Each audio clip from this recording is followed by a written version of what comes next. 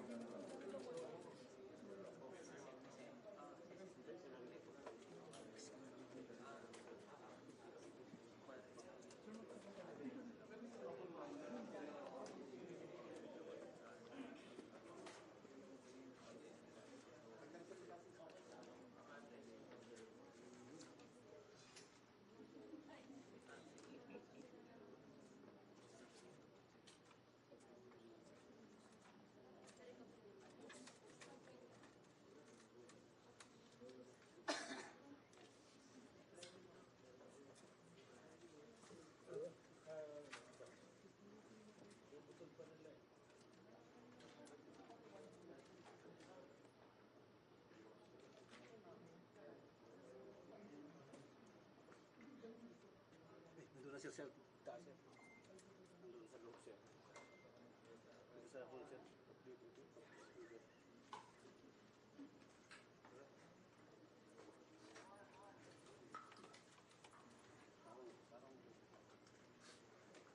Recording in progress.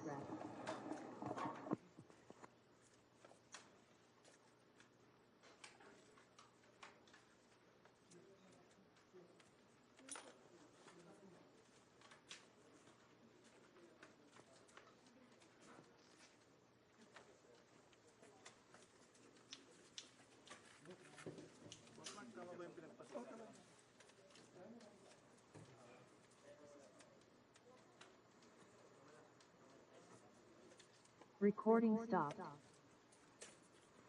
Check 1 2 3 check check. Check 1 2 3 check. Wala.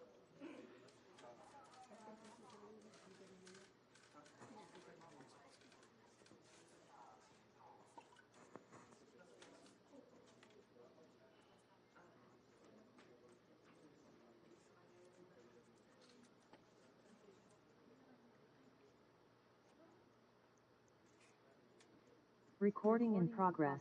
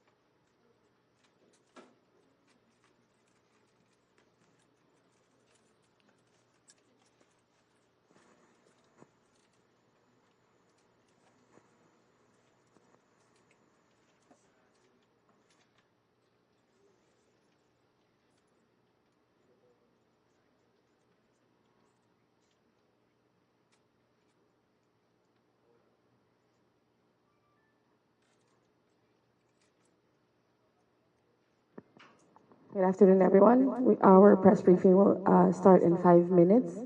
We'd like to remind everyone to please keep their phones on silent or on airplane mode. Thank you.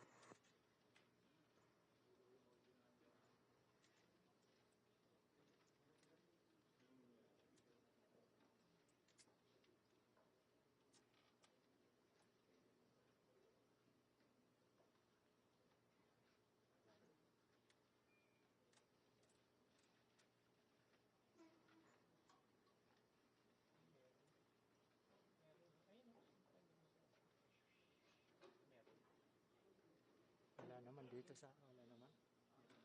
Yung speaker lang.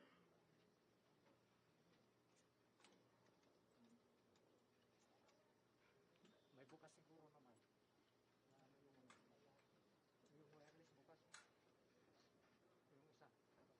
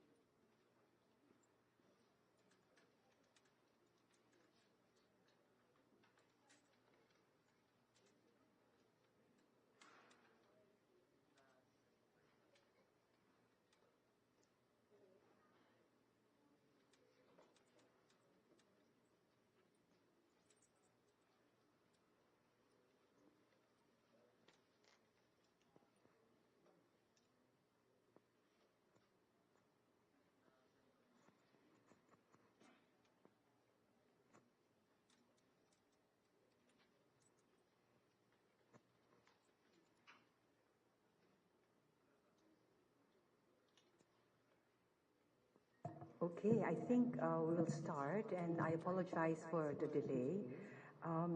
But I'd like to welcome all of you. Good afternoon, members of the DFA Press Corps, and also other members of the different press corps, our counterpart, our agencies, other agencies. This will be the joint press briefing of the National Task Force on the West Philippine Sea that's being hosted by the Department of Foreign Affairs. I am joined this afternoon by the spokespersons of key member agencies of the task force, Assistant Director General of the National Security Council, ADG Jonathan Malaya, who is at the center, Colonel Medel Aguilar of the Armed Forces of the Philippines, to my immediate right, and Commodore J.R. Tariela of the Philippine Coast Guard. The reason for this joint press briefing is quite obvious. There has been a serious incident in the West Philippine Sea, and this is the opportunity for us to present the Philippine narrative of that incident, Sun's Hike. In the interest of time, we've agreed to organize ourselves as follows.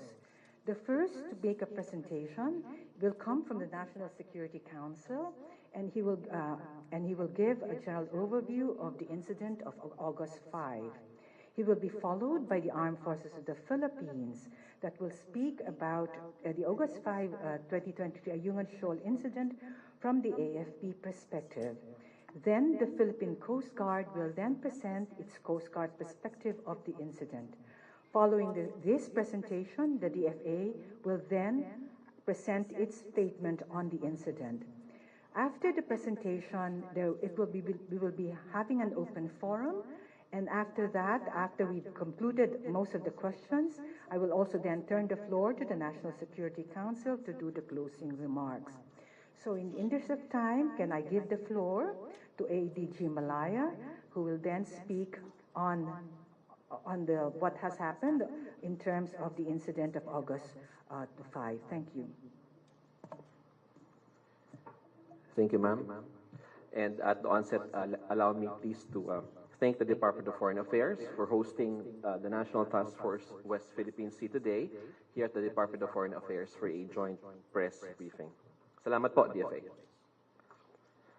The National Task Force on the West Philippine Sea, led by National Security Advisor Eduardo M. Año, strongly condemns the aggressive, dangerous, and unlawful actions by the Chinese Coast Guard and Chinese maritime militia vessels against Philippine-chartered supply boats and Philippine Coast Guard vessels who were undertaking a regular rotation and resupply mission in Ayungin Shoal last Saturday, August 5, 2023. The Philippine vessels were subjected to repeated water cannoning and continuous dangerous maneuvers by CCG and CMV vessels, placing the lives of the crew of the Philippine vessels at risk in violation of humanitarian and international law. We wish to underscore that the Philippine vessels were undertaking regular and lawful activities in support of BRP Sierra Madre LS-57, a commissioned Philippine Navy vessel permanently stationed in Ayungin Shoal, which is well within our continental shelf and exclusive economic zone. Because of the dangerous and unlawful tactics employed by the CCG and CMM vessels acting in concert, the second Philippine supply boat failed to bring in much-needed food, water, supplies, and other provisions to the Philippine troops stationed in Ayungin Shoal. At one point, a CCG vessel blocked the way of a PCG vessel within 20 yards, a maneuver that could have resulted in a collision that was only abated by the skill and quick thinking of our Coast Guard officers. And later on, Commodore Tariela will give us more details about that specific incident. The dangerous and illegal tactics employed, which are evidenced by photos, videos, and other official reports, are a clear and unmistakable violation of domestic laws, the Convention on the International Regulations for Preventing Collisions at Sea, the UN Convention on the Law of the Sea, UNCLOS, and the 2016 Arbitral Award, which recognizes the Philippines' rights in the West Philippine Sea. The Chinese Coast Guard and Chinese militia vessels have no right whatsoever to place a blockade or impede or otherwise control the movement of the Philippines Coast Guard and Philippine supply boats in Ayungin Shoal or anywhere else in the West Philippine Sea, especially when they are undertaking a mission to resupply our troops stationed there. While one Philippine supply boat was blocked by Chinese vessels from reaching the shoal, another Philippine supply boat was able to break the blockade and successfully delivered much-needed supplies and provisions to BRP Sierra Madre. The National Task Force West Philippine Sea commend the valiant men and women of the AFP Western Command, the Philippine Navy, the Philippine Coast Guard, for their daring, bravery, and commitment to duty despite all odds and despite the continuous Chinese bullying, harassment, and intimidation. We demand that the government of the People's Republic of China immediately cease and desist all its coercive, unlawful, and unacceptable activities in the West Philippine Sea. Guided by the directive of President Ferdinand Marcos Jr. in his second State of the Nation address, The Philippine government will continue to uphold its sovereign rights and preserve our nation's sovereignty and territorial integrity, and join him in assuring the Filipino people that this government will not lose any inch of our territory. We will never waver in our determination to resupply our troops stationed in Ayungin Shoal and in other Philippine-occupied features. Under the leadership of President Marcos, we will uphold the implementation of the 2016 Arbitral Award in relation to our rights in the West Philippine Sea in defense of a rules-based international order. Our position is clear. The award is final and indisputable, and we firmly reject attempts to undermine it. But guided by the President, we will always pursue constant dialogue and diplomatic approaches with other claimants towards the resolution of any issue that may arise. Thank you very much. Thank you, ADG Malaya. I now give the floor to Colonel Medal Aguilar, spokesperson of the Armed Forces of the Philippines. Colonel Aguilar. Thank you, ma'am. I will speak in behalf of the Armed Forces of the Philippines. And the focus of my presentation will be on the rotation and reprovisioning mission of the Armed Forces of the Philippines involving our naval unit and, of course, the BRP Sierra Madre.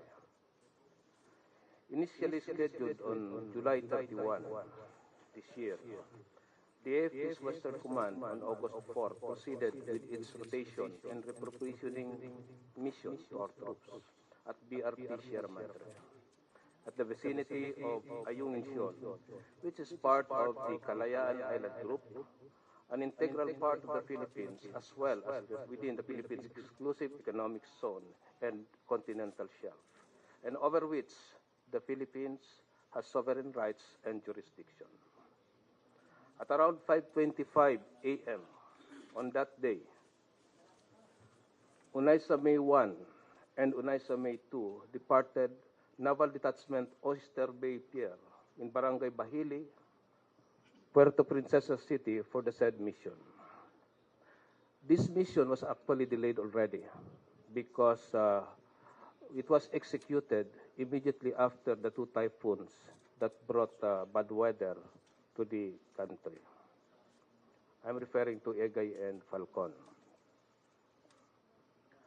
As the preparations were going on, coordinations was made with the Philippine Coast Guard district in Palawan for the said mission.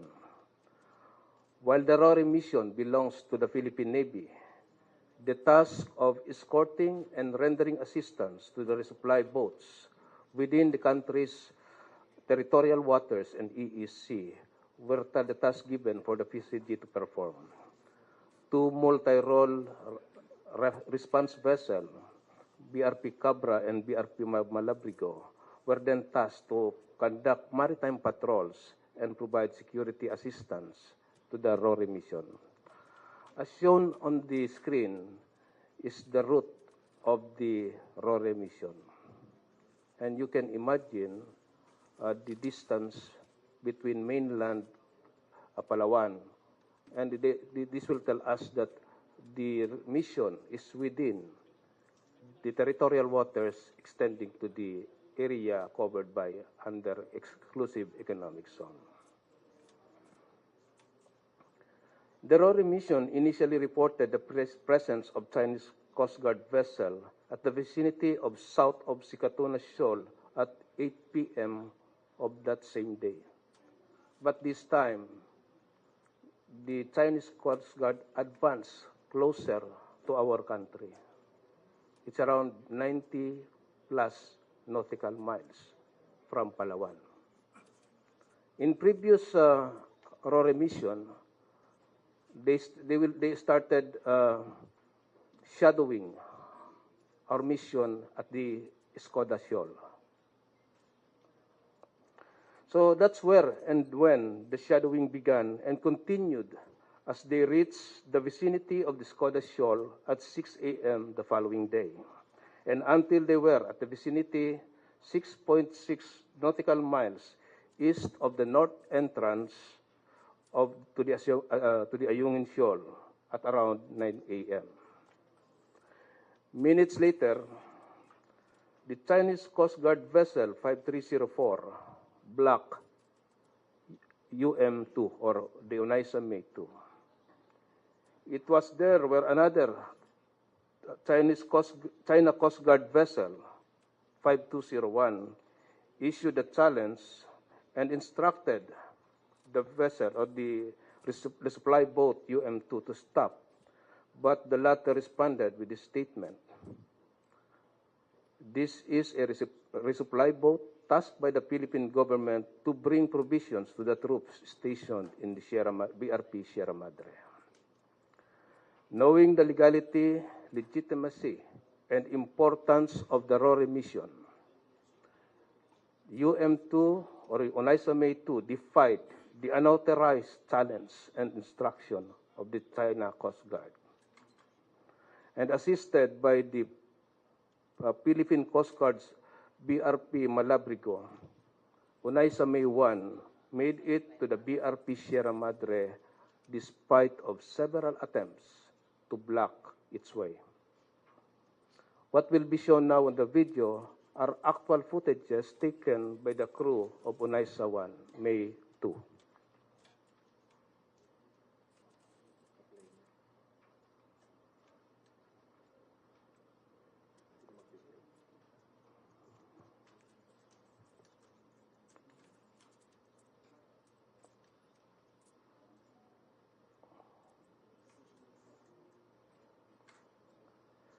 The first video will tell us how dangerously close the China Coast Guard vessel to a smaller boat such as the Onaisa May 2. The wave generated, of course, by its size may bring unexpected result, accident, miscalculations that would harm the life of our crew there.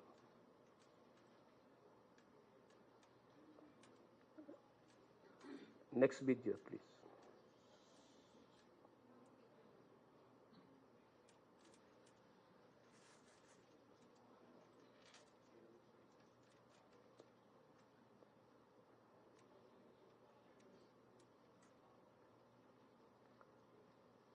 The next video will also show to you how they tried to surround Onaisa May 2 to prevent it from accomplishing its mission. On each sides are two militia vessels and, of course, supported by a China Coast Guard vessel. This, in effect, restricted the movement of UM2. And again, because of the situation, again, it endangered the life of our people there.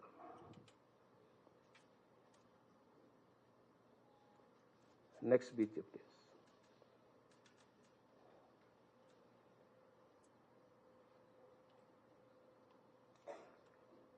The next video will show to us how the water cannoning happened. There are actually two videos showing that what the China Coast Guard did to our people.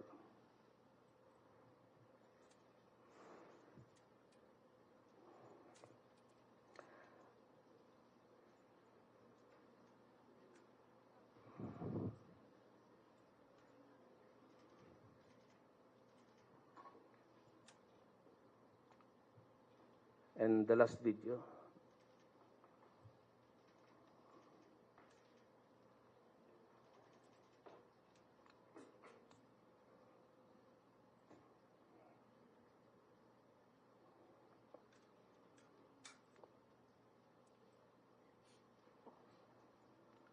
Anyway, I will allow our friend here from the Philippine Coast Guard to narrate to you the details of the events leading to the critical moments which will show the professionalism, restraint, and discipline of our people amidst the dangerous maneuvers, water cannoning, and other unlawful acts that the China Coast Guard committed to undermine the RORE mission.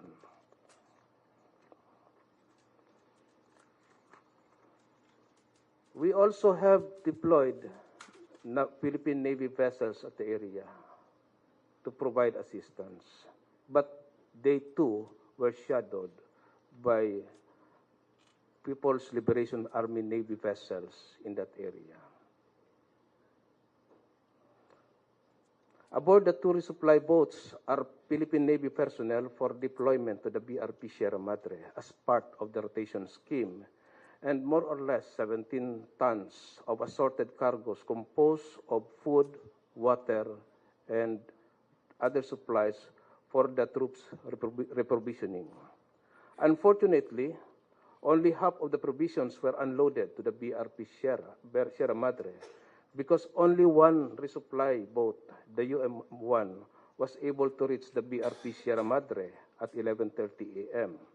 on August 5, 2023.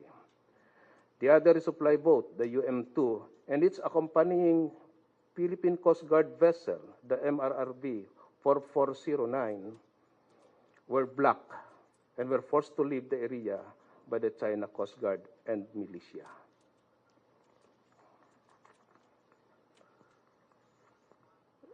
The two supply boats arrived safely at the NDOB Pier, Barangay Bahili, Puerto Princesa City at 6:50 p.m. yesterday. They accomplished their mission, albeit partially, but we're lucky that no one was hurt in the incident. BRP Sierra Madre is a commissioned vessel of the Philippine Navy. It is therefore the Navy's responsibility to man it and maintain it for the safety of our troops deployed there. The RORE, as recognized by many countries, is a legal operation being conducted by the Armed Forces of the Philippines through the Philippine Navy within the country's exclusive economic zone. We will continue the RORE mission to ensure the well-being of our Marines and sailors and to perform our obligations in the region. Finally, the world probably is expecting a better explanation from the China Coast Guard because right now they cannot just hide their action behind the term necessary control because their acts contradict what they are saying. Finally, the AFP extends its appreciation to the bravery and commitment of all those involved in the RORE mission. The Western Command, Armed Forces of the Philippines, the Naval Forces sent west of the Philippine Navy, the crew of the two supply vessels, and most especially to the ever-reliable Philippine Coast Guard for standing up against a much bigger and numerically stronger force to assert our sovereign rights and our jurisdiction in the West Philippine Sea. To those men, your action on that day, 5th of August 2023, was a defining moment. You have shown the world our firm resolve, not just to protect our territorial integrity, but the character and discipline as well to uphold and promote the United Nations Conventions on the Law of the Sea. Thank you. Thank you, Colonel Aguilar. I will now give the floor to Commander J. Tariela, spokesperson of the PCG, Philippine Coast Guard, in the West Philippine Sea matter. He will speak and discuss the factual narrative of August 5, 2023 Ayungin Shoal incident from the perspective of the Coast Guard. Commodore Tariela, please. Thank you very much. First of all, I would like to thank the Department of Foreign Affairs for hosting this press conference. Secondly, I would like to thank our media friends for coming here and joining us with this press conference. We recognize the important role of media in telling the world the factual narrative of what really happened with this resupply mission.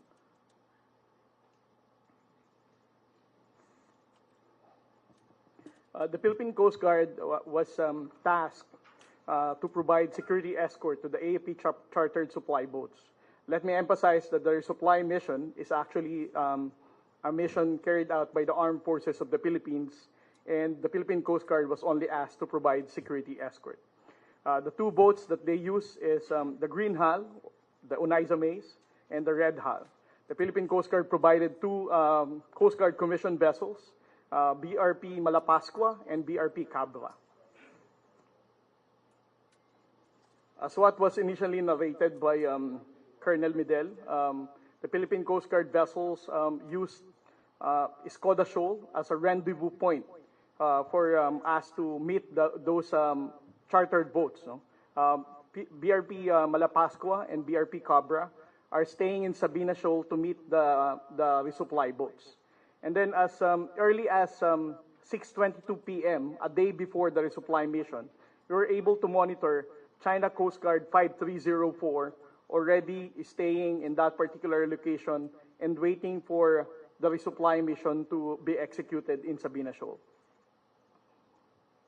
The following day, 050631, the following morning, at 6:31 in the morning, we were able to monitor two PLA Navy vessels, PLA Navy 167 and PLA Navy 630. Those are the bound numbers of those PLA Navy vessels on that morning of August 5. The distance is 36.5 nautical miles east of Ayungin.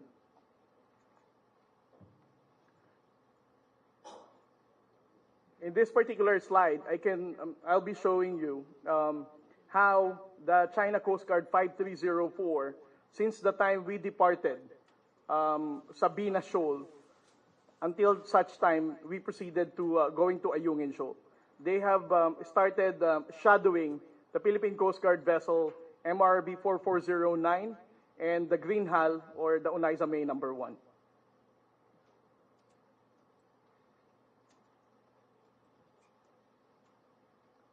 And then around 7:30 in the morning, there's another China Coast Guard that approached, which came from Ayungin Shoal.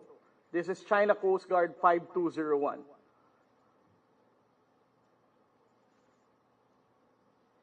By 8:19, we were able to monitor three China Coast Guard.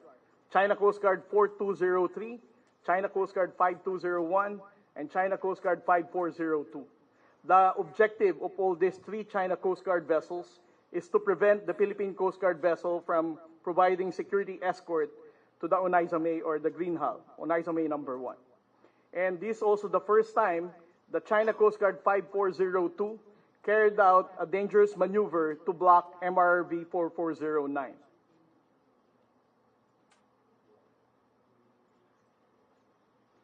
Around 8:19, we can be able to see how China Coast Guard 5304 was able to separate the Green Hull supply boat from the Philippine Coast Guard vessel. The objective is to separate the Philippine Coast Guard vessel from those indigenous boats being used so that they can be able to prevent the Philippine Coast Guard from providing escort to those supply boats. And in this photo, you can see how 5304, which is the larger Coast Guard vessel compared to the Philippine Coast Guard, to cut across between the Unaiza May and the Philippine Coast Guard 4409. Around 8:19, additional China Coast Guard 4203 also conducted a dangerous maneuver to prevent 4402 from advancing its position going to Ayungin. 4402 is the one escorting the other supply boats, which is the Red Hull. Around 8:40, this was also a photo shown by Colonel Aguilar a while ago. You can see how China Coast Guard carried out a very dangerous maneuver as if they're going to ram the supply boat from behind.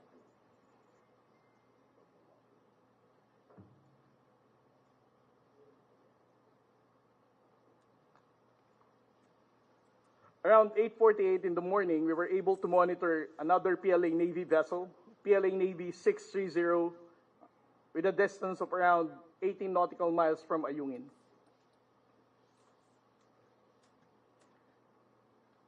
By 9:13 in the morning, the Philippine Coast Guard vessel had experienced this dangerous maneuver of China Coast Guard 5304.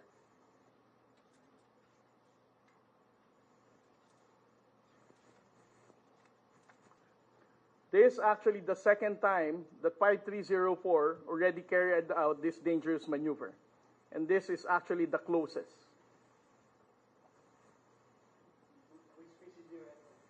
4409, sir.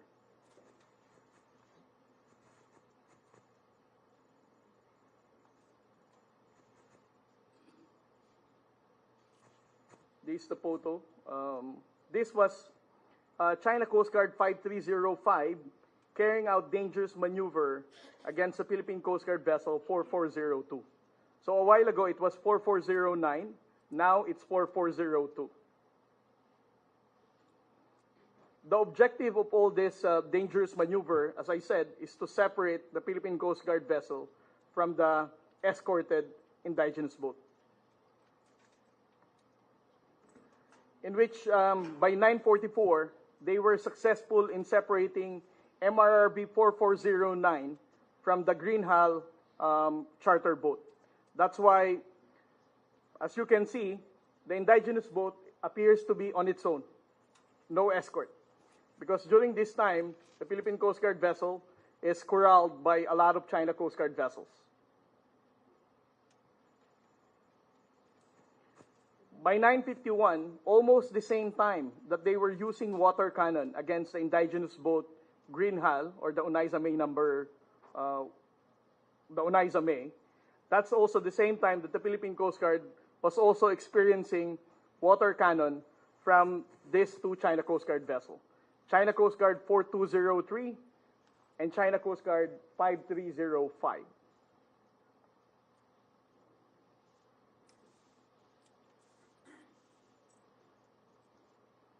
Around 10 a.m., China Coast Guard 5305 again carried out another very dangerous maneuver. That the Coast Guard vessel 4402 has to order to stop his engine, otherwise he's going to ram the China Coast Guard 5305.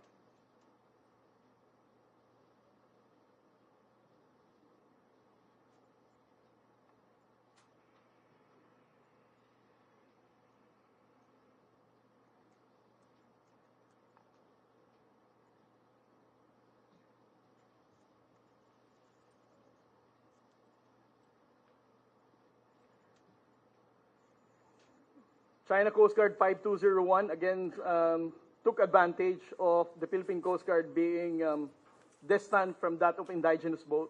That's why they were able to successfully again use their water cannon against this indigenous boat. Around 10 in the morning, 13 nautical miles southeast of Ayungin, we were able to monitor 3 PLA Navy vessels. PLA Navy 527, 630, and 629.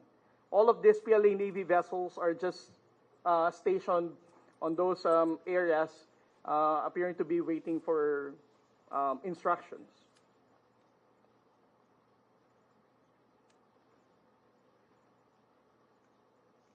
Around 10:30 in the morning, China Coast Guard executed again another dangerous maneuver to prevent the Philippine Coast Guard vessels from attempting to get near the indigenous boats once again.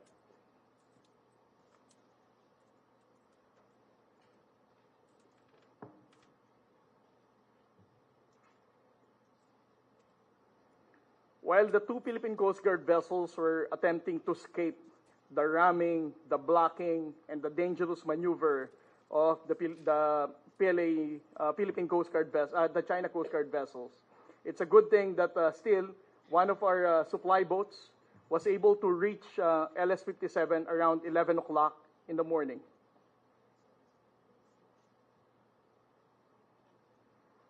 Around 12 o'clock of August 5, the Philippine Coast Guard vessel received a call from the other supply boats, the Red Hull supply boats, which were not able to enter the Ayungin Shoal.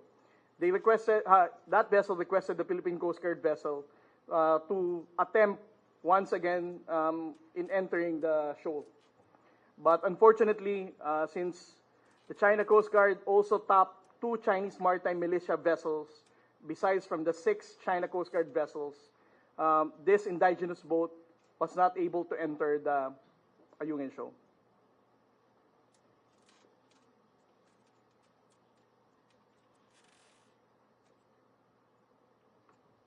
This is the photo of the Chinese maritime militia, appearing to be Chinese fishing vessel.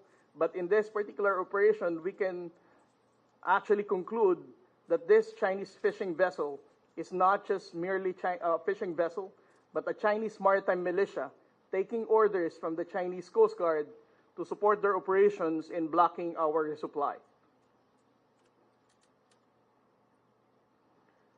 Around 1 p.m., the Philippine Coast Guard vessel for BRP Cabra is still trying to escape with China Coast Guard vessels. This vessel was surrounded by 4 China Coast Guard vessels during that time.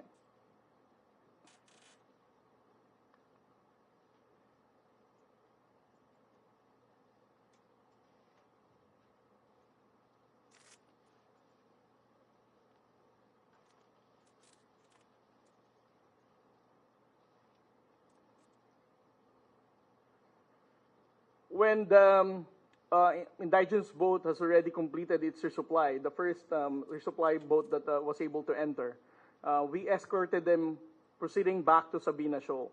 And we noted that from Ayungin, although there is lesser tension, the China Coast Guard allowed us to exit Ayungin Shoal. But we noted that this China Coast Guard vessel 3302 escorted us from Ayungin going to Sabina. In total, we noted that there are 6 China Coast Guard vessels that they use to prevent the Philippine Coast Guard in escorting the resupply of the armed forces of the Philippines. And they also used these 2 Chinese maritime militia vessels, 00304 and 001. So besides from the 3 PLA Navy vessels that we monitored within the vicinity of Ayungin Shoal, they used 6 China Coast Guard vessels and 2 Chinese maritime militia vessels. That ends my briefing for what happened during the last resupply. Maraming salamat po. Thank you, Commodore Tariela. And now it's the turn of the DFA to deliver its statement. China Coast Guard, People's Liberation Army Navy, and the Chinese maritime militia vessels took blocking and other aggressive maneuvers, including the use of a water cannon, against the Philippine supply boats and Coast Guard vessels on a routine resupply mission to the BRP Sierra Madre on August 5 in an area approximately 2.9 nautical miles from Ayungin Shoal. The Philippines demands that China immediately stop its illegal activities in our maritime zones. The Department of Foreign Affairs is one with the Armed Forces of the Philippines and the Philippine Coast Guard in their pursuit of our shared mandate to protect and uphold our legal maritime entitlements. The DFA is making full use of our diplomatic processes and is exercising all possible action available to us, including the summoning of the Chinese ambassador over this incident. The resupply mission to and the upkeep of the BRP Sierra Madre are legitimate Philippine government activities in our country's exclusive economic zone, which are all in accordance with international law, particularly UNCLOS. As a low tide elevation, Ayungin Shoal can neither be the subject of a sovereign claim, nor is it capable of appropriation under international law, a fact affirmed by the 2016 arbitral award. China cannot, therefore, lawfully exercise sovereignty over it. China's illegal exercise of maritime law enforcement powers, interference with a legitimate Philippine rotation and resupply mission, including its aggressive use of water cannon against our vessels, and any other activity that infringes upon our sovereign rights and jurisdiction over Ayungin Shoal are violations of international. Thank you. That ends the DFA statement. We will now proceed to the open forum. To allow many journalists, as many journalists to ask different questions, we will allow each journalist one question with one follow-up. Please go direct to your question, and then, and doing so, before you start questioning, can you actually identify yourself and the media outfit that you belong to? Please, can we have the first question, please? Yes, Tristan. Hi, good afternoon po. Ambassador Tess, maybe for the DFA. President Marcos earlier said that there's already a note verbal given to Chinese Ambassador Wang Xilian. So could you elaborate on whether we've already sent a note verbal or a diplomatic protest over this incident?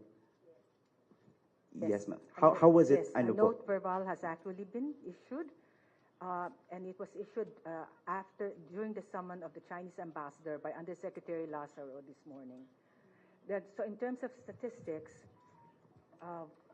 just a while ago I mentioned in our chat that as of 7 August 2023, we had a certain number. But so as of August 7 now, at 11:30 a.m., the Philippines has filed 445 diplomatic protests since 2020.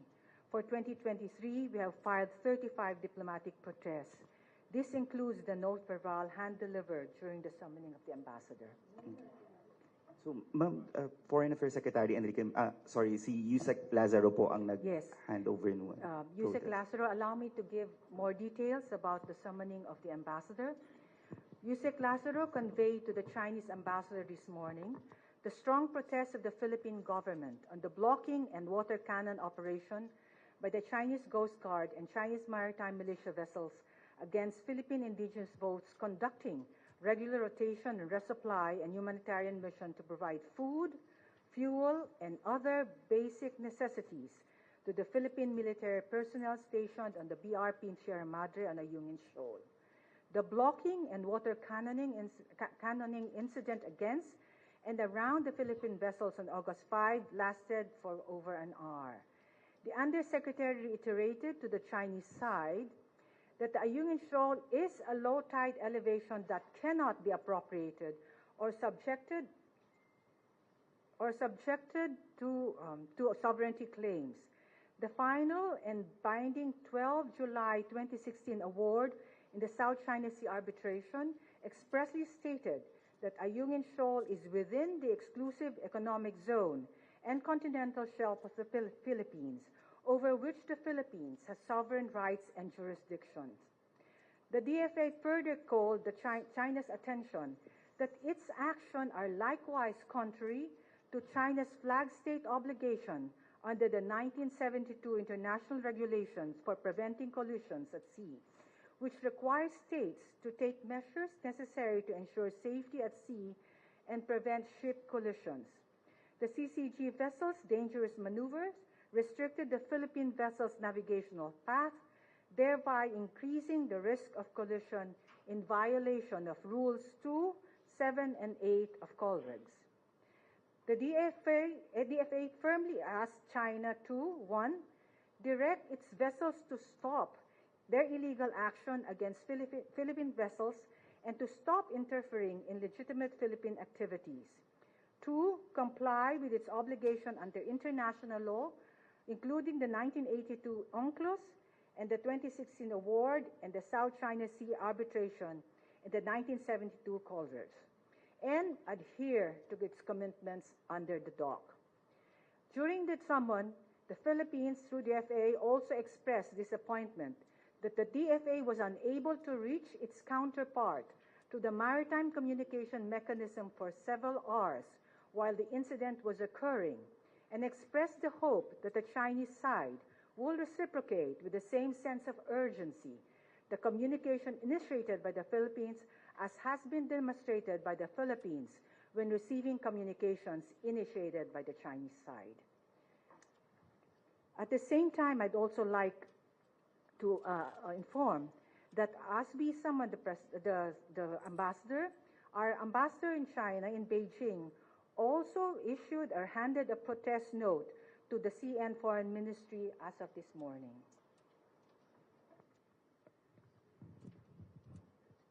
Next question, please.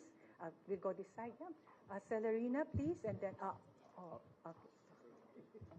Good afternoon po. Ma'am, with these recent incidents, or anyone could answer, with the continuous bullying of China against the Philippines and this recent incident, how is the relationship between the Philippines and China now?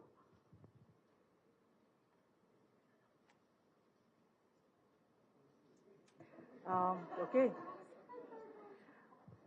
We value our relations with China, and we hope that they too value the relations with the Philippines. But clearly, this incident undermines efforts to strengthen mutual trust and confidence, a crucial element in friendly relations among states between our countries, and it does provide tension in our bilateral relations. As we repeatedly said, the rotation and resupply mission was a routine activity conducted by the PCG and the Philippine Navy within the Philippine EEZ in line with international law, specifically UNCLOS and the Arbitral Award of 2016. UNCLOS and the 2016 Arbitral Award have made clear that the Philippines exercise sovereign rights and jurisdiction on Ayungin Shoal, a low tide elevation within the Philippines' exclusive economic zone and continental shelf. China has no right or legal basis to prevent us from exercising such sovereign rights and jurisdiction.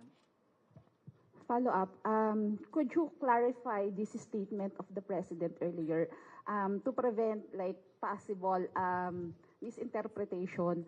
The President mentioned during the ambush interview this morning, ang syempre ang posisyon, and I will quote, ang syempre ang posisyon ng China, sinasabi nila, quote, open quote, kami ang may-ari nito kaya pinagtanggol namin. Tayo naman sinasabing hindi, kami ang may-ari nito, kaya pinagtatanggol namin. Kaya yun ang nagiging gray area ngayon sa pinag-uusapan. Do you agree with the President that there's a gray area on that? Considering that it involves the Ayungin Shoal, which is within our EEZ? Anyone could answer.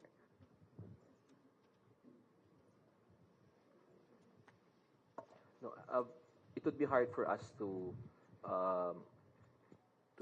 offer our views on what the President said. No, I think it would be best if that question is answered by the Office of the President. Next question, this side, please. Yes, we'll do it this way, yeah? Okay, yes.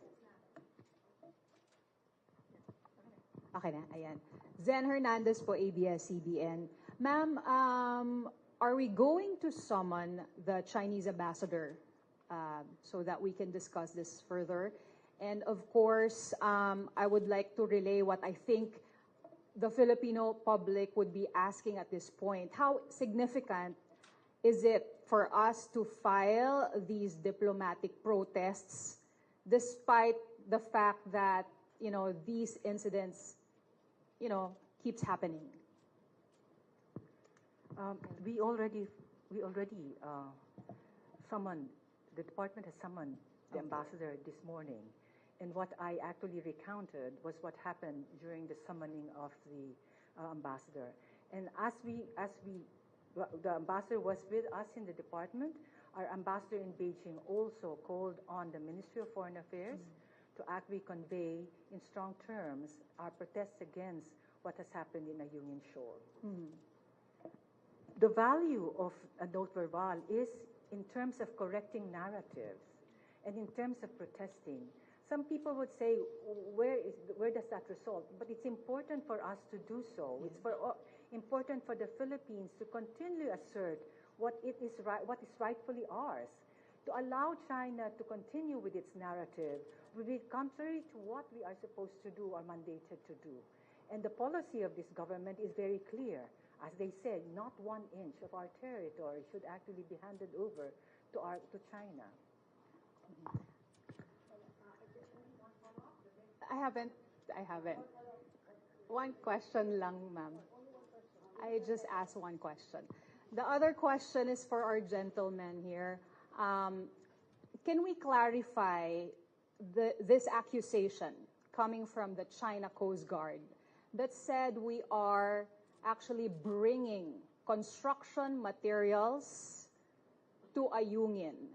And maybe we can clarify as well if we will keep the BRP Sierra Madre in Ayungin Shoal despite all these incidents. That's it.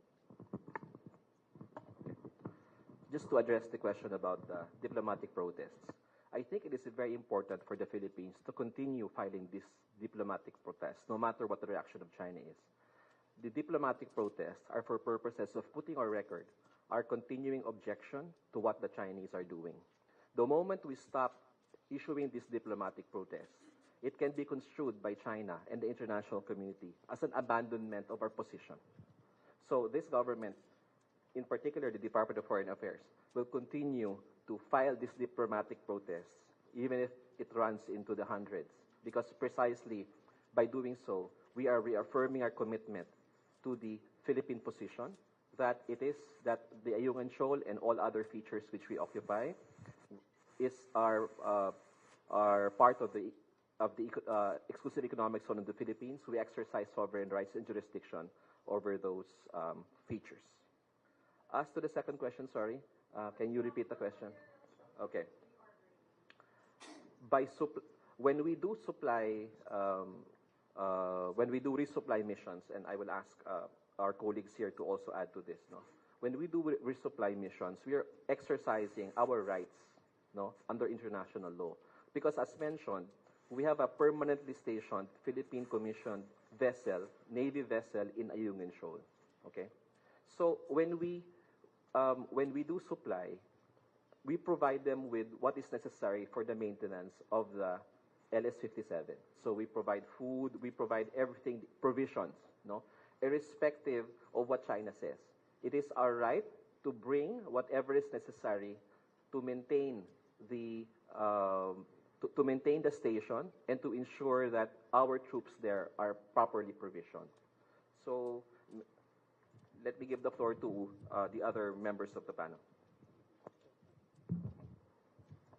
Based on the report provided to us, these are supplies that are needed by our people there to make sure that they have food to eat, water to drink, and other supplies needed.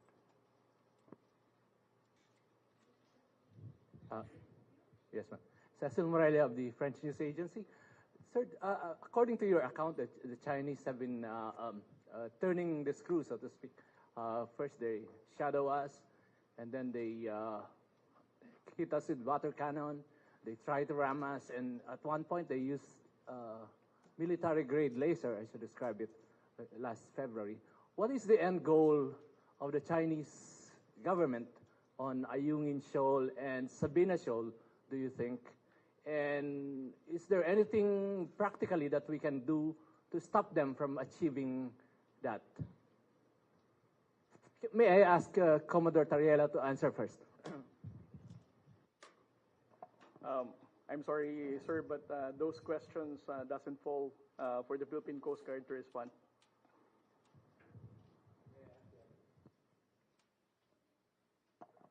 I think those questions are not for the Philippine Coast Guard to respond, ma'am.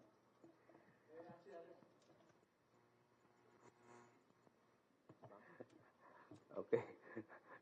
I think that question is better directed to China. I cannot speak for China. Yes, I echo the sentiment raised by Colonel Aguilar. I think the end goal of China is for China to actually explain. And for us, the Philippines, is to prepare for any eventuality. Are we going to build there if we lose our nerve and abandon the outpost? Okay. For the record, we will never abandon Ayungin Shoal. We are committed to Ayungin Shoal. In fact, no, if we're trying to determine although it's better for China to be the one answering this, but if we wish to speculate, no, they're probably looking for weaknesses in the Philippine position, or are trying to gauge our commitment to supply our troops in the shoal. And we are here precisely to reassure the Filipino people that, as directed by our president, we are consistent with the president's directive during the SON, that we will not lose an inch of our territory. Good afternoon, ma'am. Question from our Zoom participants from Global Daily Mirror.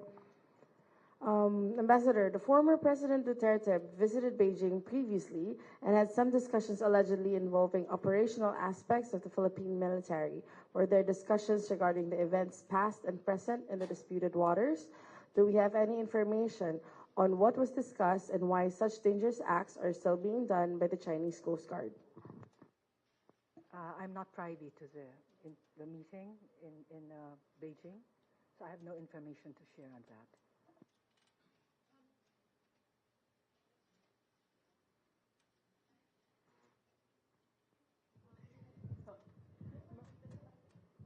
Ma'am, Joanna Balyaran from GG Press. Ma'am, we've been firing diplomatic protests against China. No? It's been over 400 note verbales and protests. So what's the next step for the Philippines, ma'am? What are the other forum or platforms are we going to use to, to ask China to cease and desist from what they're doing in the West Philippine Sea? What is clear, Joanna, is that we will exhaust all fora and exhaust all mechanisms so that we can bring to fore the Philippine position in terms of what's happening in our waters. That's for sure. So, but in terms of diplomatic protest, that's one diplomatic action that's taken. A summoning is another diplomatic action that's taken. Issuing a démarche is really another action that will be taken. But each case will actually determine what course of action will be undertaken by the DFA. And we cannot actually speculate, but we will actually say and stress that the commitment of the DFA is that we will, after an assessment of an incident, we will take appropriate action to actually protect and promote our interests. Hello, Mara Cepeda from the Straits Times. A few days ago, China actually even offered to hold joint patrols in the West Philippine Sea to the military. How does this latest incident and their blatant disregard for our sovereignty play into the decision of the military and the Philippine government in general in considering the offer of China, which is something that's quite ridiculous given their actions there? Are we still going? Does this incident in a way affect? Is there a decision already? Will a joint patrol? Does a joint patrol with China even make sense in the West Philippine Sea? It was just an informal discussion. I don't know if it's even worth to be discussed here. Second, we cannot make a decision on that issue. Third, I think you can ask the people, the Filipino people, on the reaction. Hi, sirs. I'm Camila Lamia from the New York Times. For the gentleman here, I'd like to ask, when it comes to the RORE missions, we're seeing more and more of Chinese vessels, Chinese maritime militia vessels. Are we planning to deploy more vessels, if that's even possible, or to increase the frequency of our RORE in Ayungin Shoal specifically? We have already increased the number of our assets in that area for the conduct of maritime patrols and, of course, to do RORE missions. As to what we will do exactly, that we cannot tell you for security reasons. Sir, ilang vessels na po yung dinagdag, and also maybe Again, the WPS? That question, ma'am, I'm sorry, is I cannot answer because there are security considerations.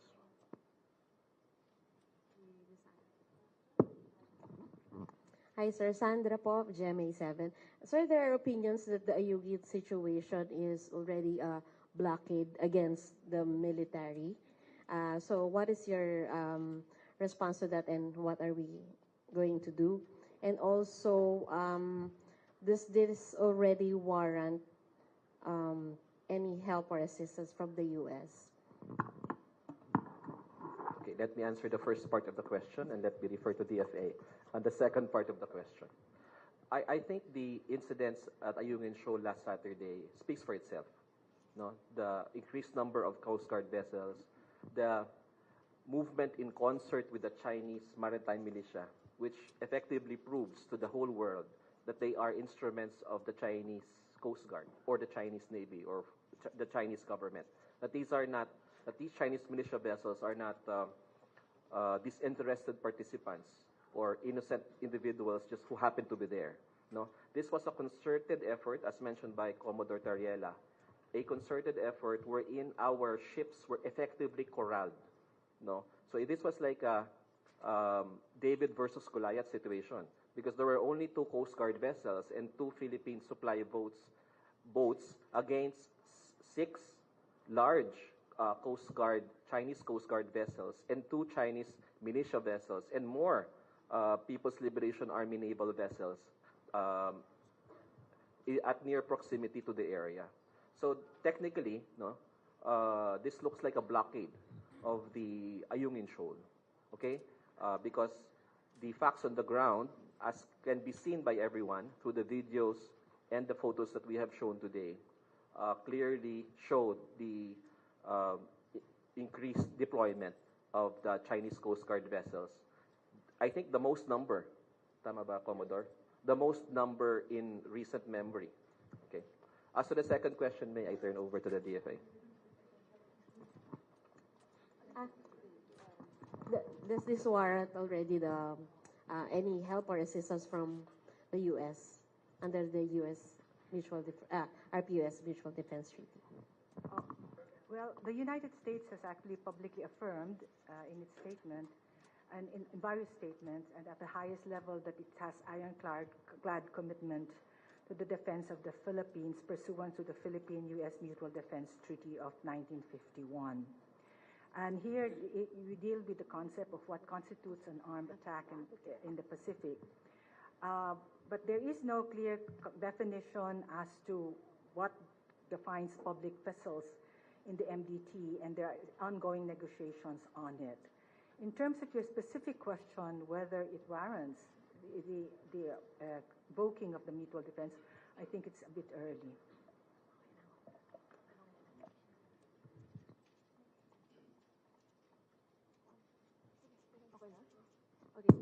Oops, sorry. Hi, okay na. Hi, Ambassador Daza, Sofia Cruz from CNA. Just to follow up Ms. Sandra's question as well. You mentioned earlier that there is no clear definition as to what defines a public vessel under the MDT. With the great detail that that the NTF has also shared regarding the recent incident, are we moving towards perhaps a definition of what a public vessel would be and what might that look like, considering it was also mentioned that these were commissioned by the Philippine Navy, they were manned by officers of the Philippine Navy. So yeah, what is this incident, what impact does it have on the MDT, and kind of clarifying what constitutes the threshold for assistance? I have no information to share on that at this moment. Yeah. Okay. Okay. Just to follow up as well on perhaps using other fora, how does the Philippines view the viability of code of conduct with ASEAN and China, considering the repeated nature of the incidents and also the escalating nature, what appears to be the escalating nature of the incidents? Does this still seem useful, considering not negotiating as a form of protest, perhaps? Okay, thank you for that. The Philippines remains committed to the pursuit of an effective and a substantive code of conduct. China's coercive actions, continuing coercive actions, a reflection of a dire need for us to actually set up rules that would guide our actions at sea and prevent tensions from escalating in the region. Good afternoon, sirs and ma'am. Martin Sadongdong from Manila Bulletin. Sir, this question is addressed to Colonel Aguilar and Commodore Tariela. Sirs, what's the status of our personnel? How is their morale, especially those on board the BRP Sierra Madre and those who experienced the incident? We are always prepared for all eventualities, and therefore the morale remains high. For the Philippine Coast Guard crew of BRP Malapascua and BRP Cabra, their morale remains high. You still have the commitment of the Philippine Coast Guard that despite of the danger, despite of the dangerous maneuver that the China Coast Guard would always do every time that there's a resupply mission in Ayungin, the Philippine Coast Guard will still carry out the mission and support the armed forces of the Philippines. We have time for at least 2 more questions, so if we can, yes, this side, and then, yes. Can we give the floor to those who have not yet asked questions, if that's all right? So the gentleman in the red, please.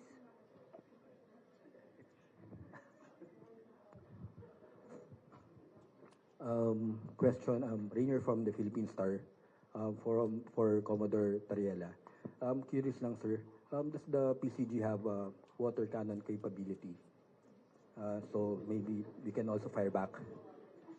And are you allowed to, kasi they're also using it naman yata di ba, on us.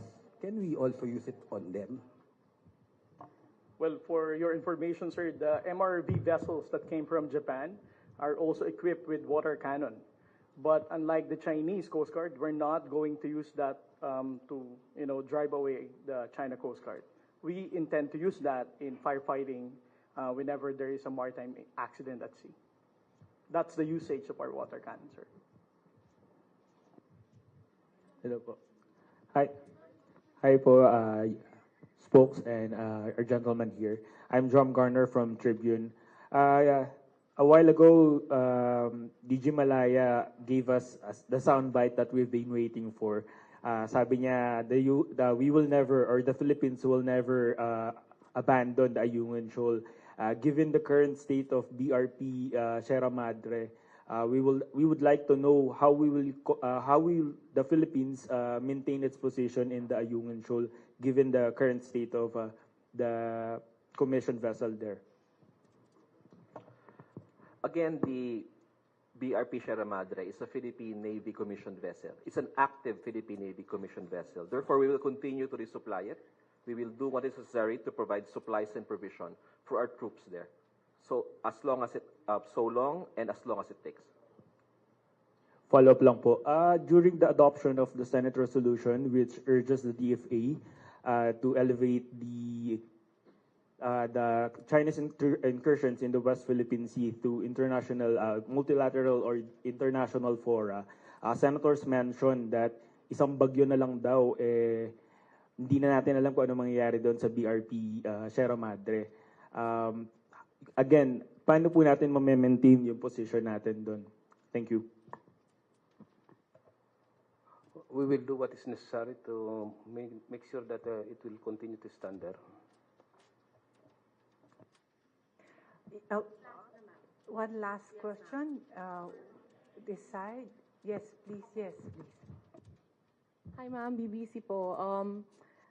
The China Coast Guard just released a statement po. One of the lines says, China urges the Philippines to tow away the grounded warship from Ren-Ai Reef and restore it to its original state. Do we have like a statement on this po? To tow away daw po. They want us to operation. Who is China Coast Guard to tell us what to do? So, are we okay with one more question? Are we okay with one more question? Yes, one more question then. Can you tell us a bit of history? How come? Why did you put the Sierra Madre on that reef, on that shoal, and why did you put it there? I think I need to do a research on that, sir. I will go back to you as soon as I have the information. Thank you.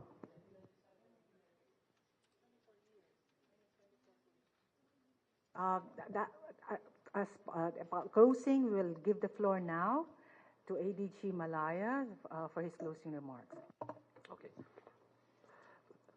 In behalf of Secretary Eduardo M. Año, the Chair of the National Task Force West Philippine Sea, first I'd like to thank our colleagues, Yusek Dasa, of course, and our friends from the Department of Foreign Affairs for hosting this meeting, this press conference here, my colleagues from the Coast Guard and the Armed Forces of the Philippines, the Department of National Defense, and of course the Presidential Communications Operations Office for their support to the NTF-WPS. I'd also like to thank our colleagues from the media for your support and coverage of this incident. No? May request lang kami sa NTF-WPS kasi kung minsan naririnig namin sa mga balita na parang in question pa rin yung ating pagmamay-ari sa mga features na clearly was already awarded to us by the 2016 arbitral ruling and the provisions of the UNCLOS. Kasi meron pang illegal. Wag na natin gamitin sana to our friends from the media. The legal position of the Philippines is very clear and is supported by many countries. No? So we ask the support of the media to please provide the correct narrative and not fall into the narrative of the Chinese government insofar as this issue is concerned. And likewise, let me just end this press conference by, again, commending the valiant men and women of our armed forces, in particular the Armed Forces Western Command, Naval Forces West, Philippine Navy, and of course the Philippine Coast Guard, for their daring, bravery, and commitment to duty, despite all odds and despite the increased tensions in the West Philippine Sea. Maraming salamat po. Thank you everyone for joining us today. Thank you.